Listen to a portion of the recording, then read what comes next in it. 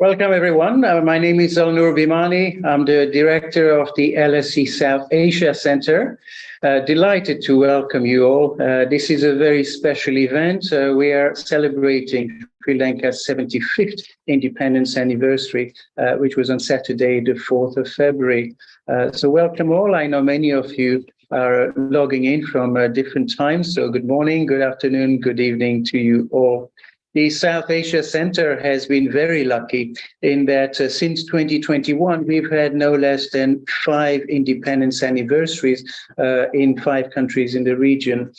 So very, very delighted to say that today it's Sri Lanka's turn. Throughout 2023, we'll be hosting a number of special events, and we'll be also publishing a lot of blog posts as well. So do sort of look out for those.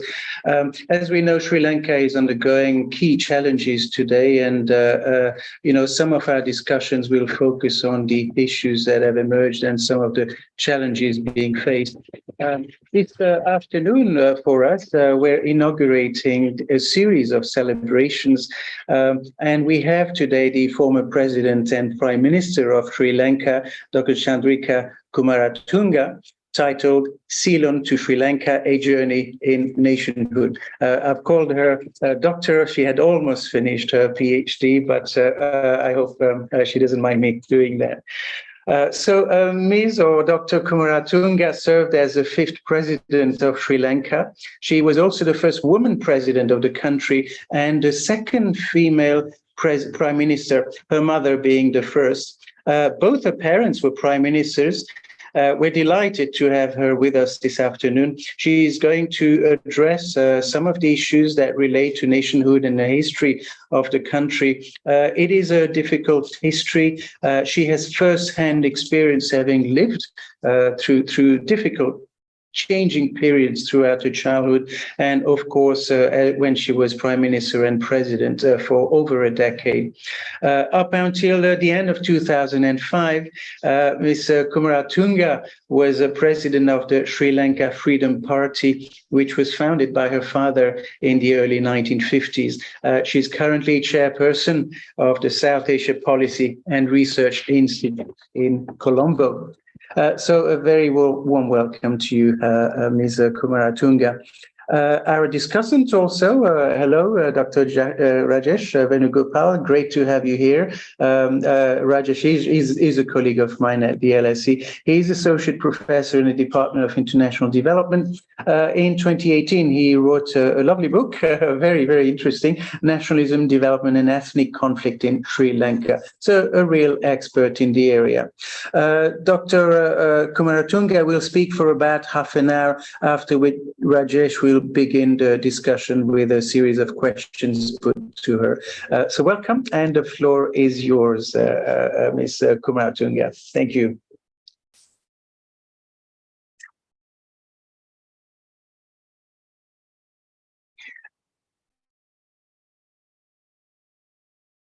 Yeah, we need your mic on, please. Thank you.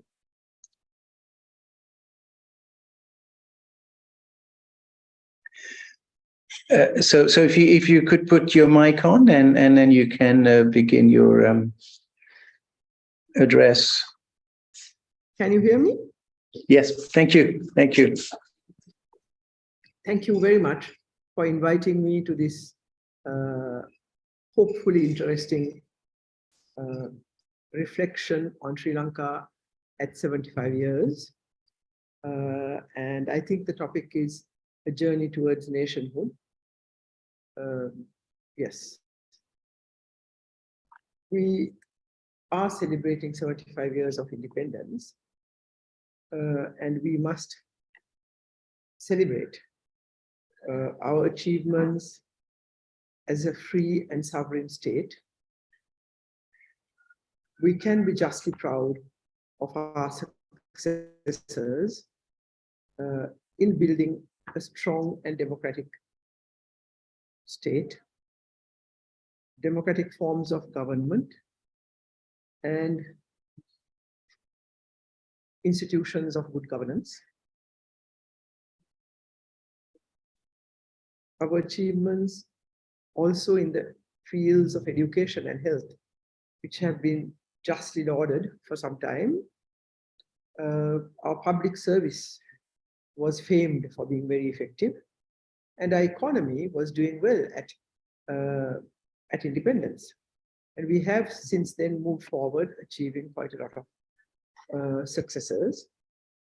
At this moment, we also must reflect upon our failures. Upon our failures, I would say we have failed in the essential task of nation building. We have meandered and faltered all along our journey. The majority of our people watched in silence and horror as we veered off into a terrifying era of ethnic, religious, and social violence, which lasted for several decades. Right along the path, for the past 3/4 of a century, a large number of our political leaders engaged in opportunistic politics, using ethno-religious differences that exist in our society to divide our peoples for narrow political gains. They steadfastly refused to adopt policies that would guarantee equal rights and opportunities and power sharing to all communities.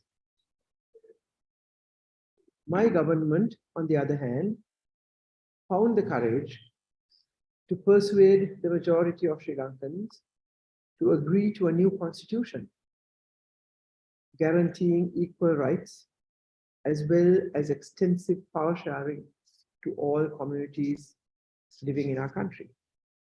But we could not implement this only because the opposition refused, as usual, to give us 7 votes that were required for the 2/3 majority to ratify the new constitution in parliament.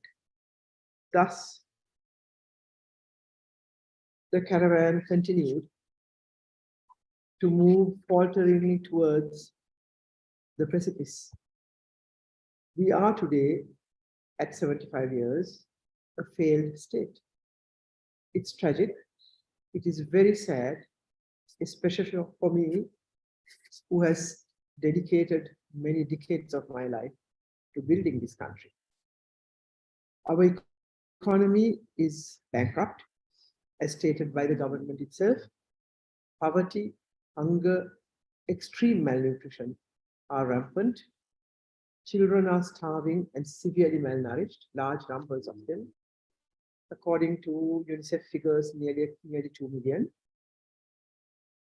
For the first time since independence, we have regressed from being the country boasting the best education, health, and nutrition indicators in our region to one of the most malnourished in the entire world. Yes, that's true. The education system has broken down. National health system is in severe disarray. In the face of all this, our social systems are disintegrating.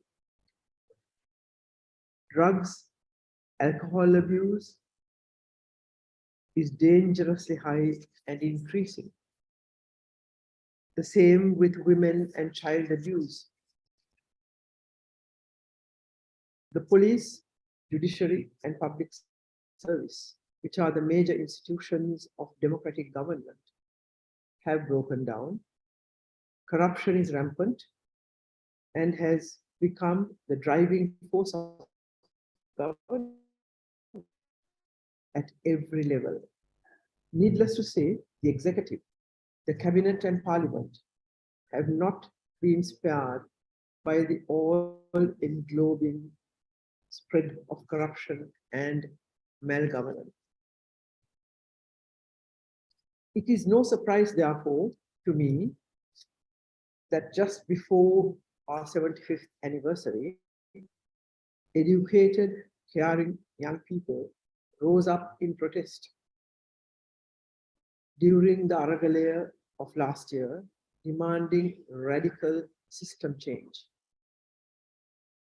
A radical system change is what we need today. How do we achieve this? Some of us have done a lot of thinking, while others are struggling to live and getting on only with their own little lives. And we have come up with a vision statement. And we believe that we have to start first with constitutional change, something which I tried very hard to achieve. And as I said, missed out by 7 votes because we were trying to be too democratic, perhaps, on second thoughts. So we propose a new constitution, which will go into an unconditional abolition of the executive presidency and with all its excessive powers, and go back to the parliamentary system. We also propose an extensive power sharing. At the moment, the Tamil and minority parties are requesting as a minimal thing the full implementation of the 13th Amendment of the Constitution. But I would say we have to go much further into extensive power sharing.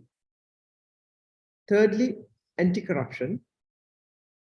Systems, procedures, laws that would ensure that corruption is eliminated from our societies. It has seeped from the top, right from the top to the bottom, sideways, vertically, in every way. We have formulated, we have the laws to control corruption, but we don't have the systems and procedures.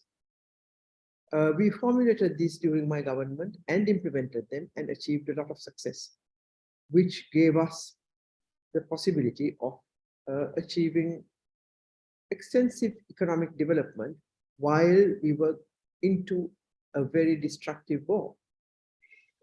So we have developed these systems and procedures to control corruption in the country, and we have presented that, and we propose that this should be part of the constitution, so that it cannot be changed at the whims and fancies of governments. We also propose a People's Council, which is a new creative thing. In fact, I spoke about this on media in an interview to India, and it was much appreciated. It is something like the Council of State and the Economic and Social Council, which has functioned in France for more than 200 years. I don't think any other country has it. It is in brief a council which has parallel powers to the cabinet, which is composed of non-elected people, but leaders of society, from business, from the professions, from the academia, from the non-governmental sector, civil society. And we propose that 40% at least, a minimum of 40% of that council should be comprised of young people, of youth below 35 years of age. And the powers of this council would be that the cabinet must send all policies that they propose to bring in parliament to the council, get their agreement before they bring it to parliament. Secondly, the council will have powers by the constitution to review the implementation of those policies and point a finger if it's not working properly. They will not have overarching powers to cancel actions by the government, but they will have a very strong moral authority because they represent leaders of all sectors of society. So this actually I personally discussed with leaders of the Aragalaya since last year, and they have accepted it as a very good idea, and they have englobed it in their 10-point proposal for the radical change they are demanding. This, they have called it the People's Council, and it's also included in that. So that's a radical change we are proposing to the methods of governance in Sri Lanka. Then we also propose that all those who present themselves candidates to elected positions in parliament, in the provincial councils, or in the local government bodies, take an oath in public. This will also be englobed in the new constitution to abide by these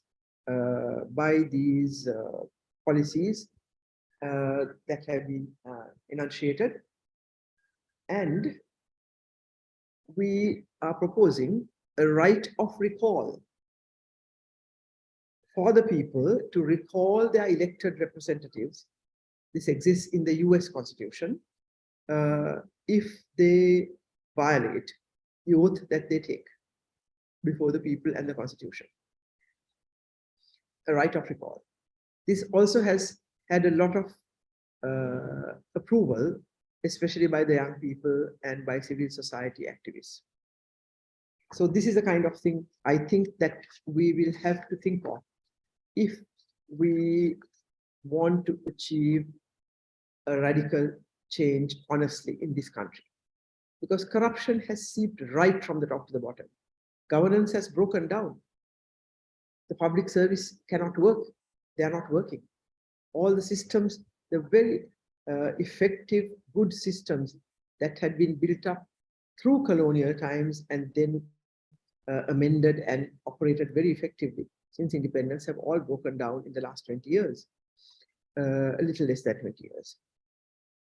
We also, of course, have a vision for development strategy for a radical reform of the education and health systems, which need that radical reform. We implemented during my government a very extensive reform, which had excellent results and were appreciated by international organizations, by the UN and all that. All that has broken down again in the last nearly 2 decades. So we need a radical reform of the education system, especially if we are to rebuild the country. Because I believe that you cannot build the country or progress it forwards unless the education system is suited to that. And ours at the moment is not.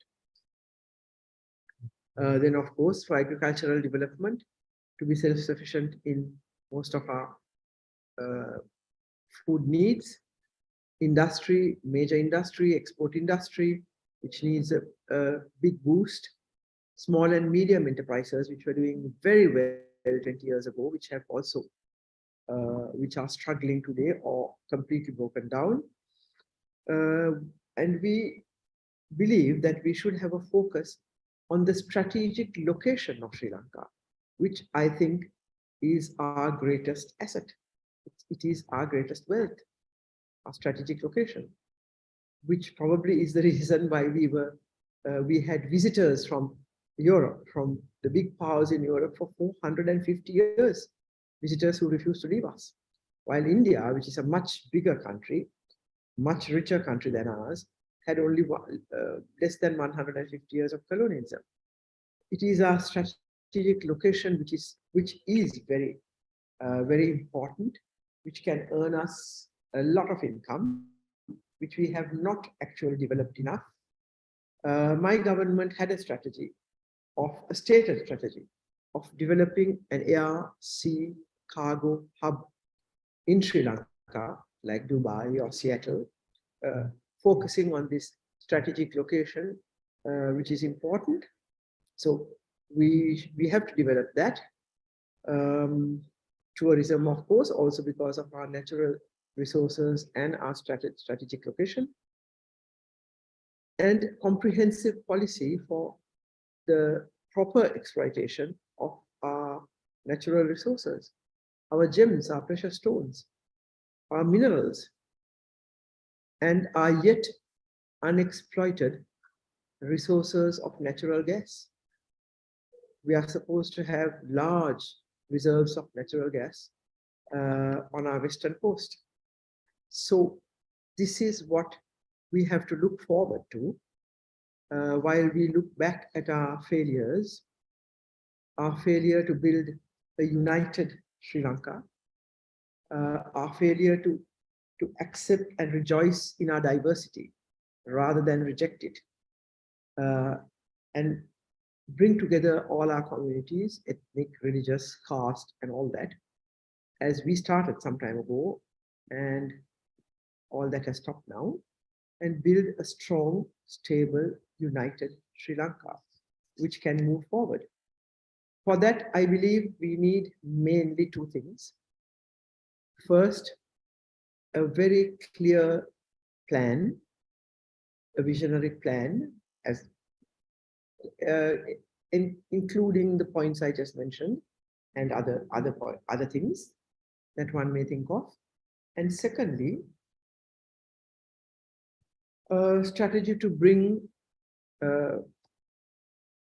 unity and harmony between our ethnic and religious communities. We don't need rocket science to do that. We know what has to be done.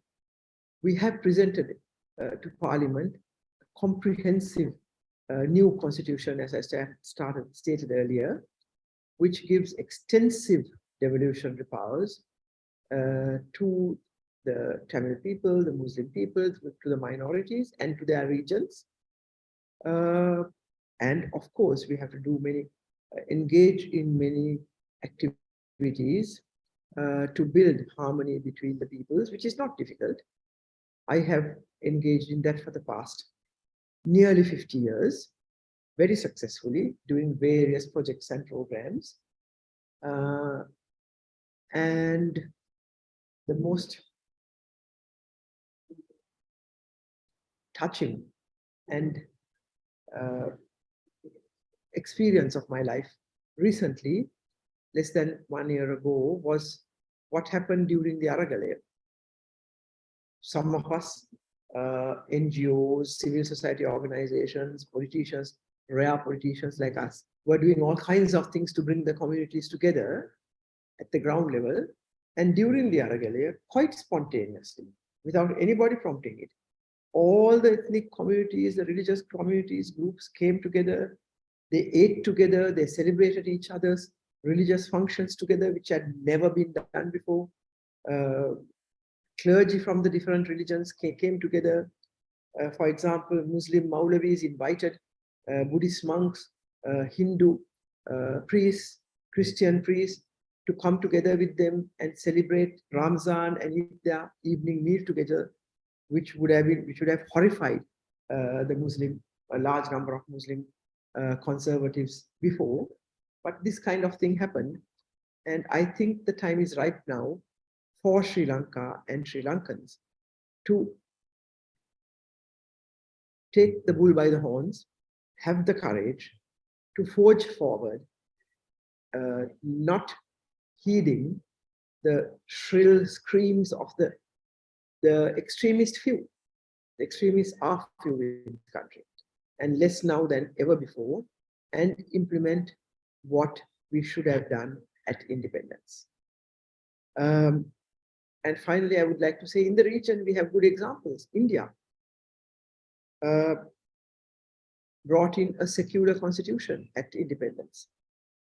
And I believe that the strong implementation of secular policies in India, separating religion from the state and governance, ensured that India, with 20 or 30 states, 30 odd languages, and larger number of dialects, and so many religions, was kept together as one nation, because the different identities, the separate ethnic, religious, caste identities of the different communities of India were respected and given their full and free expression. Now things have changed, I know, somebody will ask me a question, they have changed. Secular India is becoming less secular and dangerously less so. But I'm talking about India for many, many decades. So I believe that our journey, the continuation of our journey towards nationhood, towards a strong, stable, united nation state, lies along that path. Good governance and doing all that is required to guarantee equal rights and power sharing to all our citizens. Thank you very much, and I'm open to questions or criticisms. One thing.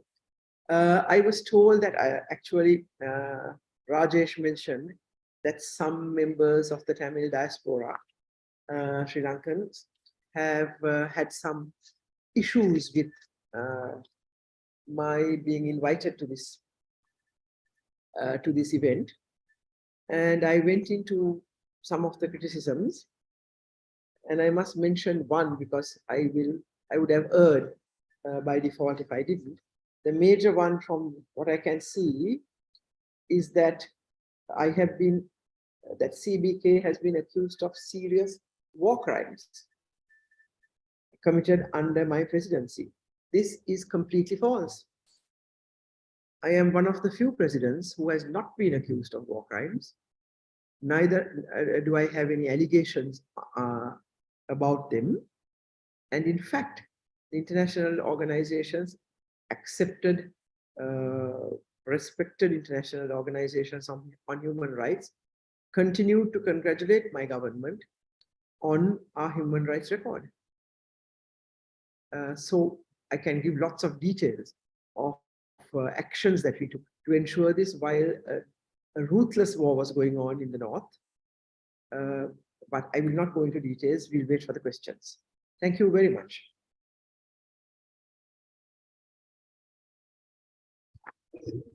Thank you very much indeed. Now, Rajesh, can we turn to you to ask questions, possibly? Thank you. And you'll need to put your mic on. Okay, can you hear me now? Yes, okay. Well, thank you very much, Madam Kumaratunga. Welcome to the LSC. Thank you very much for your comments. It's now 75 years since Sri Lanka's independence, and this is an important moment to look back at the country's history and ask some of these big questions that you have been addressing.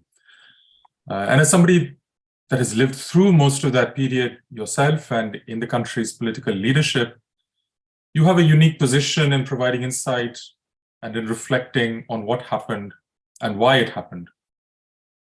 Now, it is often said that the best president is the ex-president, and that being out of politics gives you the freedom to be frank, to reflect with the benefit of hindsight about what happened, and also to consider your own time in power. So in that spirit, I'm going to ask you a few questions that follow on, many of them from what you have already said, and asking you to expand on them. So the first question has to do with the issue that you said, we are a failed state. You know, in 1948, the newly independent then Dominion of Ceylon came into being in a regional environment that was marked by widespread tragedy and violence elsewhere. So in India, in Pakistan, in Burma, the moment of independence was marked by great violence, by partition, by a war, by the displacement of millions of people, by communal violence, by assassination, except in Ceylon. Because in 1948, Ceylon stood out as an island of hope in the region. It was an island, an example of harmonious ethnic relations between the main communities. And contemporary observers at the time wrote that Malaysia perhaps would end up in a civil war, but not Ceylon. So, Madam Kumaratunga, that prediction in Sri Lanka's case very tragically did not come true, because as you have discussed already, Sri Lanka became embroiled in a terrible ethnic conflict, and that has scarred most of its post-independence history. So the first question I have for you is to ask you, what went wrong? How, if at all, could anything have happened differently? And what might happen now that could change that history?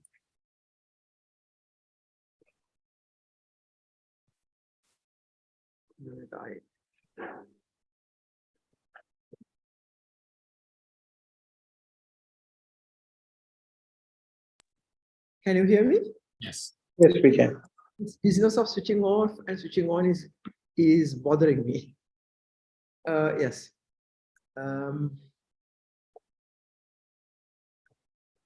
Well, I hope I answered at least partially your main question of what went wrong.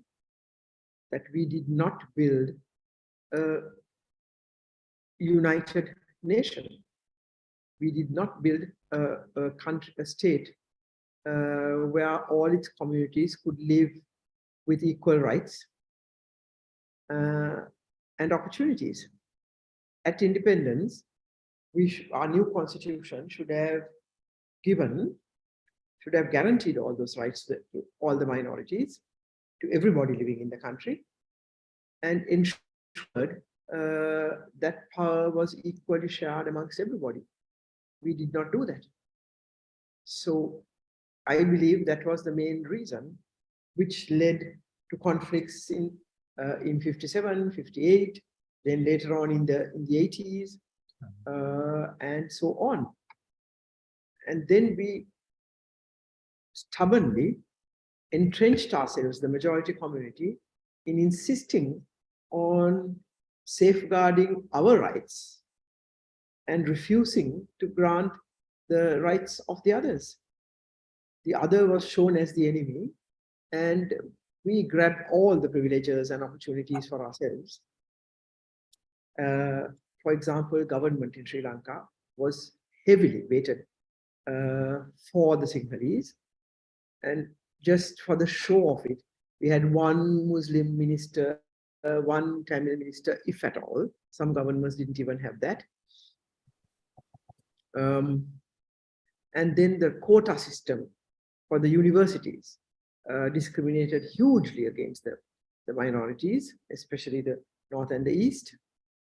And that was one thing we know that the Tamil people especially were very proud of, because they educated themselves well and were able to graduate out of oppression and discrimination, at least those who educated themselves. This was also denied. That was another major reason for the exasperation and frustration, I suppose, of the Tamil youth that led to the civil conflict. So that's what I think. Thank you very much. My next question is something that you've already spoken about, but I want to press you to talk more about it. It's about Aragalaya. Because in 2022, Sri Lanka witnessed this extraordinary popular uprising that unseated a sitting president. So I want to ask you to tell us more about what is your assessment? Peacefully and democratically. Exactly. So what is your assessment of that movement? Apart from the extremist activities of one day, it was extremely peaceful and democratic. That's right. So I want to ask you, what is your assessment of that movement and what it has achieved, and what do you think its future is? It's still very early in the day to analyze deeply, but if you do sort of surface analysis, a superficial one, I think it was brilliant. Sri Lanka is a country that has a history of uprisings. If you go back only 2 centuries, 1818, 1848, 1915 during the colonial times, and then the 71 uprising, which was very violent, 89, which was even more violent, of the young Sinhala youth. Then from 83 onwards for 30 years, the Tamil youths, and now the Sinhala youths, actually, but with everybody with them, Tamils, Muslims. People came from Jaffna, from the east, joined the Aragalaya people, Aragalaya youths at Golface, including, of course, the adults. Yes, this was an extraordinary movement. It demanded very clearly a radical system change, whereas the previous ones demanded only limited, limited demands, and they were doing it very peacefully, democratically. They had set up very interesting systems of discussion. There were tents. One tent was only for discussion, and another tent had a library, which was burnt finally by the goons of the government. And anybody could go there and read books and discuss about what they read. Then, of course, there were other happenings there, cultural things, people coming and performing, singing, dancing. So it was really a happy moment, demanding radical change. Unfortunately, some extremists, we suspect that could have been provoked or encouraged by the government itself, started burning and killing people, a handful of people. That was not, in my opinion, part of the main Aragalaya. And the Aragalaya leaders, the original Aragalaya leaders, apologized for that and refused to accept it. So the change was, as you say, very peacefully. They were able to chase away an elected, very powerful president. But the tragedy of it is that they were not organized enough. It was just a spontaneous outburst when they couldn't stand what was going on anymore. First for 9 years and then again for nearly 3 years of a particular regime. But they did not have a clear plan or a strategy as to what they were going to do after they chased away the president.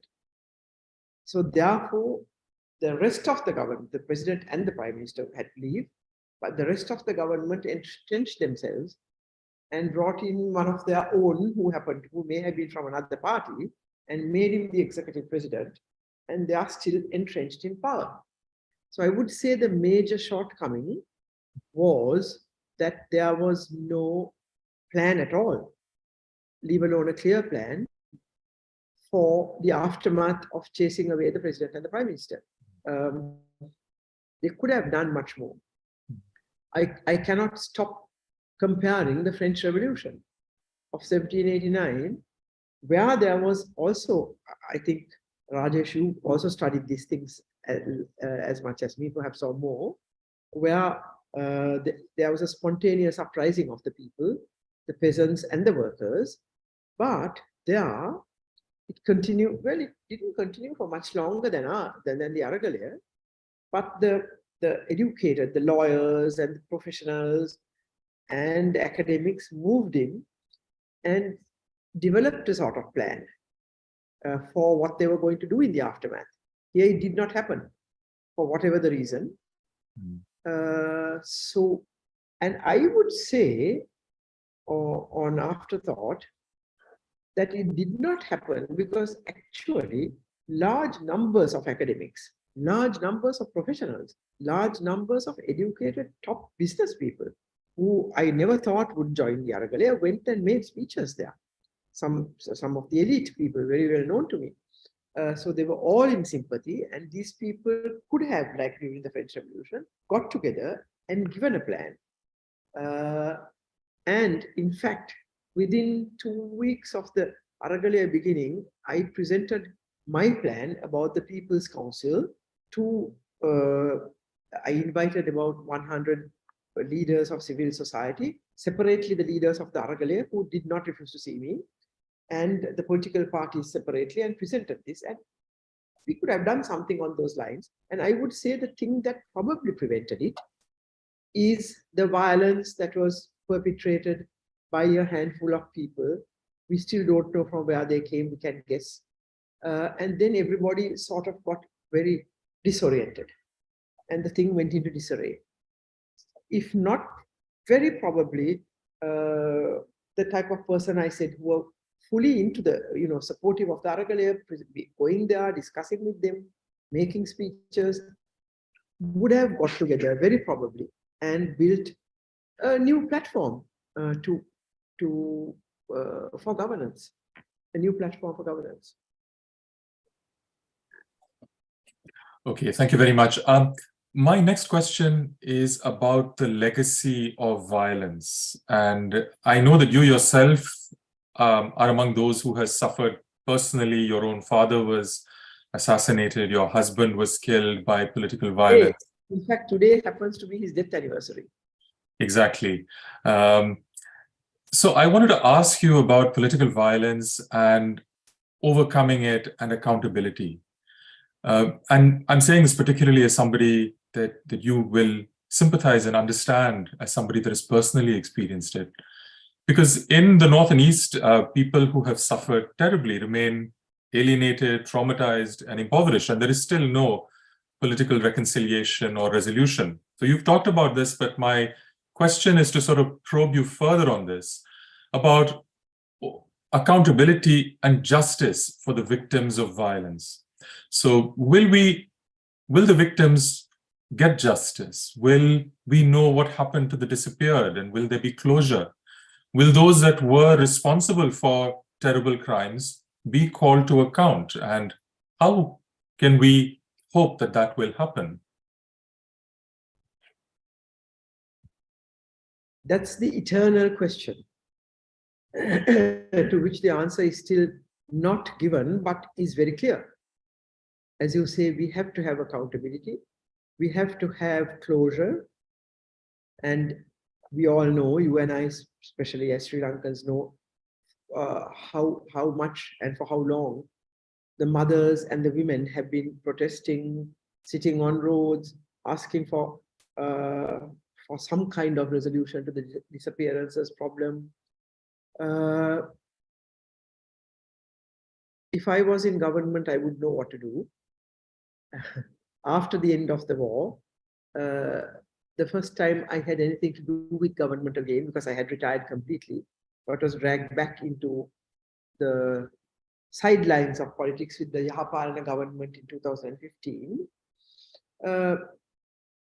We presented, I was also part of that team, we presented a plan where it was called a four-pronged plan, where the government set up the office for disappearances, the missing persons office, the office for reparations, separate officers but linked in an overall organization, umbrella organization, the office for accountability, the criminal process, and then the Office for National Unity and Reconciliation, which I chaired. That moved forward. We did lots of projects for the North and East and in the rest of the country. The other three officers were set up. Mangala Samaravira and I were the two chairs of the overall committee. But it couldn't move forward. It started work. The Office for Missing Persons started work. They started investigations, but it went very slowly, far too slowly for the liking of some of us, because the leaders of that government also were not giving the necessary support. They were not actively opposing it, but they were putting it back on various excuses. I would say the main reason was that they were scared of the Sinhala extremists, the so-called Sinhala Buddhist extremists. I must say the Mahanayakas and people were silent on this, but a handful of people were screaming, and they got scared, and also at that time, the Rajapaksas who were removed from power had a hand in government through our president, Sirisena, and he was doing that bidding. I'm saying this openly because I have been saying it now. And they didn't want any of this to happen because they were going to use the ethnic card once again to come into power, as they did in 2019, having organized the church bombings and all that. So even our government, I say our government because I was part of it, even marginally, did not give the support that was required, even though we set up the institutions. I can remember Mangala agonizing with me, and the two of us agonizing mutually over this with a few of our friends. So I would say that is the way to go. The international community gave us immense support in that exercise. And I have no doubt they will continue to do that. But the government has to have the courage to take the reins into their hands and do this. In fact, I met President Wickremesinghe the other day. We have clashed on opposite sides of the divide on the resolution of the ethnic problem, but we have also worked together on one side of the divide during the Hapalna government. And he sort of like asked my opinion on this matter even now. And I told him the other day, go ahead, don't be worried about a few Buddhist monks writing letters. You have got the best chance, the best chance as we have not had before, to go ahead, forge ahead, and do what is required. I hope he will have the courage to do it even this time. Thank you, Madam Kumaratunga. For the next question, I want to go beyond Sri Lanka and ask about your regional contemporaries and peers of your generation of leaders from South Asia. I'm thinking of Benazir Bhutto, of Rajiv Gandhi, of Sheikh Hasina, of Aung San Suu Kyi. Because you are collectively the second generation of leaders in the region, and you must have known most of these leaders, and there are also many similarities in the personal histories, tragedies, and experiences that you all share. So I want to ask you, what do you think your generation of leaders of the region achieved? What did you succeed at, and where were your failures, if you can look upon that group as a cohort of leaders from the region? You have put the question in a different and more interesting, looked at it in a different and more interesting angle. I get asked this question constantly in a different way, in a different light, about the children of fathers and mothers who have come into politics in South Asia, which is very striking. All those who you named had parents in politics and came into politics tragically after their parents were assassinated, most of them. Rajiv, Benazir, Aung San Suu Kyi, except myself. Well, my father was assassinated, but my mother was not, and I took over from her. So that's the angle that interests most people who ask me this question, are foreign friends. You have asked it from a more interesting angle. I have known them all. I have worked with some of them. Rajiv Gandhi on the ethnic issue.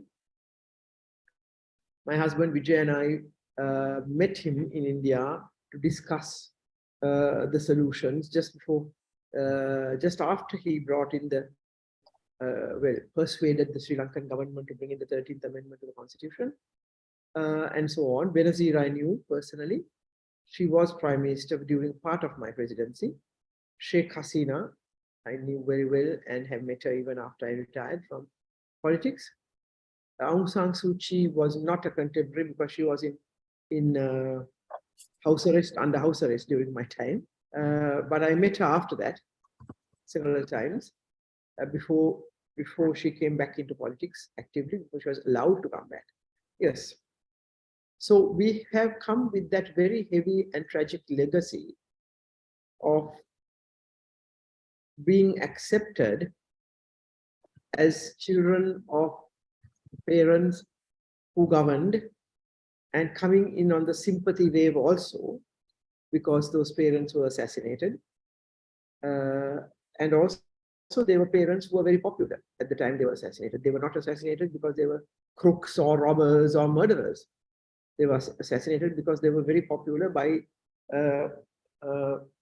what shall I say, conservative or reactionary opposition. Your question as to where we failed.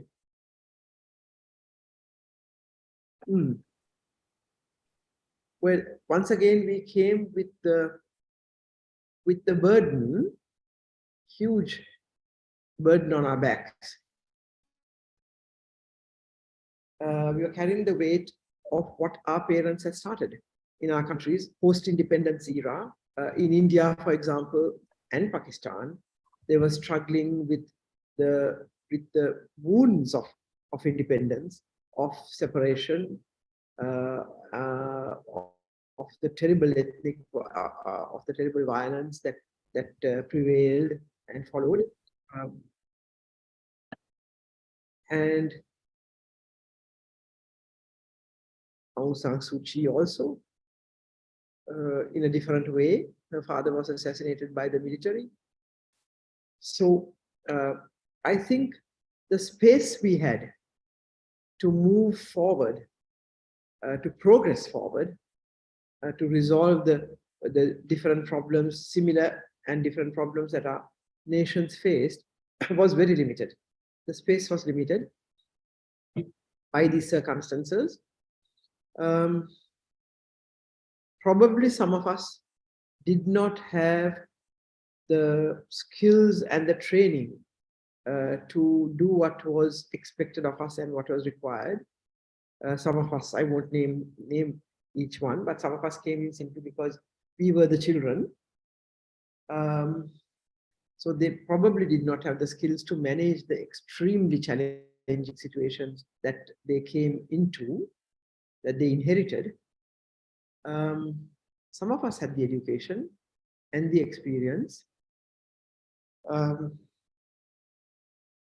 They were very difficult situations. Probably also on the positive side, if anybody could have resolved the terrifically difficult issues that we faced, probably it was us, the children, simply because our parents were extremely popular at the time they died. And we were brought in on waves of popularity, massive waves of popularity. I came in with 63% of the vote at an executive presidency, the third highest in the world for an executive president, after Mandela and someone else. Second highest after Mandela, President Mandela. So we rode on huge waves of popularity, and we probably had the best,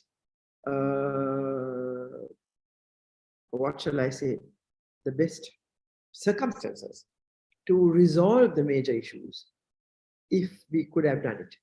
And for my part, I can say, I can't speak for the others, I seized it. I seized it with both hands. And I understood what the major problem was, as I told you. The problem of building a united and stable nation. And we did everything that was required. Within 8 months of becoming president, I presented to the country the constitutional draft for resolving these issues. The major two sections were the unconditional abolition of the executive presidency, and secondly, guaranteeing the rights for the people and power sharing. And it is still said that it was the most extensive and the best proposal for power sharing and for resolution of the ethnic problem. So I did that, but I also was burdened with keeping the democratic system that we had, the properly functioning democracy that Sri Lanka was. I didn't want to damage that. So I wanted to go by the letter of the law and pass this with 2/3 majority and all that. And we fell short of just 7 votes, which the opposition steadfastly refused to give. And all the Tamil and Muslim parties supported it. They wanted it. But so I think we are very unfortunate in South Asia that we have had all these plus points, but we have not been able to exploit them to the best of our advantage for various reasons. Well, that's it for me. Thank you very much for all your... Can I say one more thing? Yes, please do. I would also say that South Asia, this is something to research on. I don't know whether anybody has written about it. You would certainly know more than me. You know, we are very old and ancient nations with very ancient civilizations. So we are burdened. Positive side is that we have brilliant, lovely architectural, irrigational civilizations which we can boast about, and the arts. But on the other hand, we are so entrenched in our religious conservatisms, in our social conservatisms, caste systems, caste-ridden societies, absolutely outdated religious practices, that we intrinsically are not prone to changing fast, to move with modern society.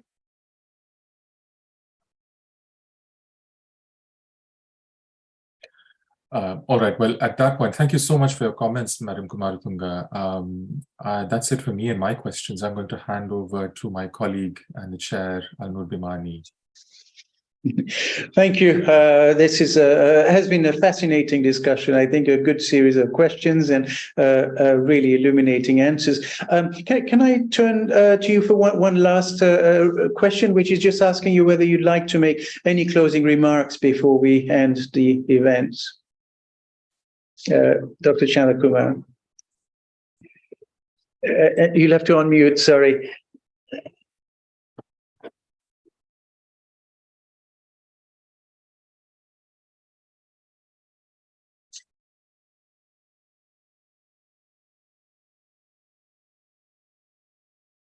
Can you hear me now?